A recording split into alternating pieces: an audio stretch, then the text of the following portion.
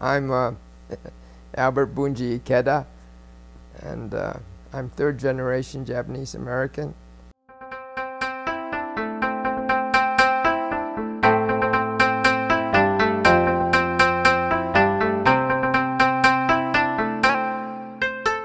My grandfather, I guess, starts the whole affair. My grandfather came to this country in 1896. He came to look for jobs in this country because he was a samurai, but because he was a samurai, he was asked to go to a military college in Tokyo.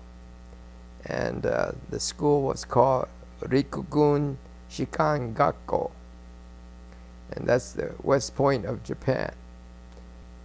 So after finishing college, he became a professor, and he was an instructor in the military college, and he may have taught people like Admiral Yamamoto, who was in Pearl Harbor, and General Tojo in Japan, so he may have been their instructors. But the reason he came to this country is because while he was an instructor, one of his superior officers came into his classroom from the back and noticed that one of his students was falling asleep in class. And so I guess they were pretty strict in the military back then, and to wake up the student, this senior officer gave the student a karate chop across the temple, and he killed him. And so it became quite an uproar in the military academy.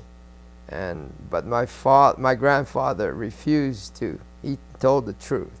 He told it like it was. And his superior officers didn't like that. And so he got in bad with the superior officers, and that was one of the reasons why he came to this country.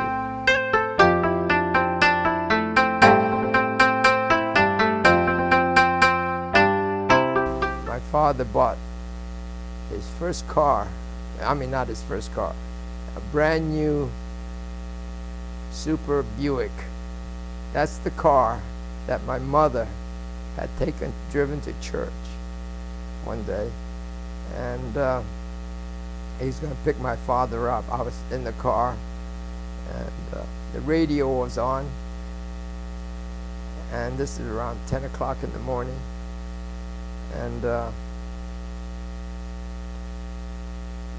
we hear the word Pearl Harbor bombed by Japan. And at that time my mother panicked. I mean, she yelled, and she ran into the church and told the congregation that Japan bombed Pearl Harbor. But that was a really bad time. And the discrimination, you know, discrimination-wise, I really, as a kid, I didn't feel the discrimination. But when we got into a convoy, like my dad was going to the city, from the farm to the city of Salinas, and we were going down Route 101, which is the main drag that connects San Francisco to LA. Well, we got in that road, on that road, and we got into the middle of a convoy, army convoy, trucks, okay? And here we are in the middle, and as we're driving down, I guess they realized we were Asians or Japanese, and the truck driver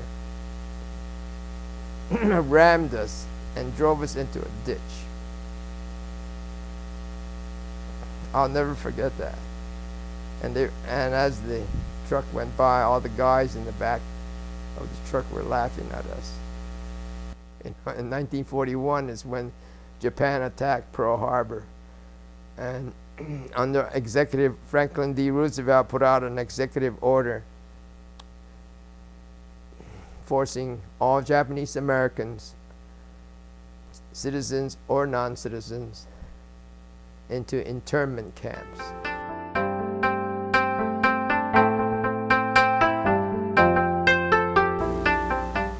barracks were army-like barracks with tar papers, and it's black tar paper, and you had the sun shining down.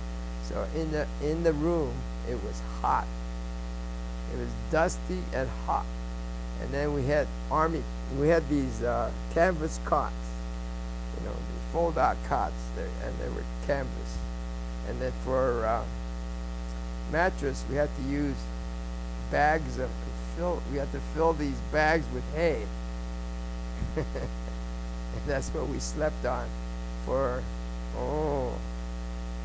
3-4 months.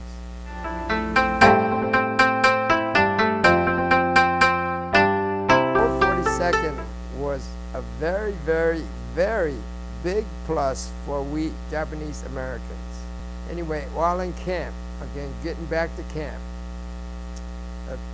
there was a soldier that came up to me. I was whittling wood, probably carving on an airplane, body of an airplane, and there's nobody else but me. Anyway, he comes down, I see him coming down, and he's in full uniform. And he comes up to me, he talks to me, and he says, "I'm going to die for you." You know what? I'm going to die for you. I'll never forget that, because he says, "I'm going to die for you."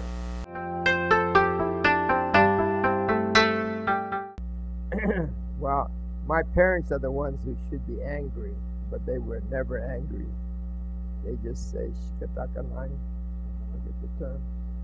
Anyway, what will be, will be.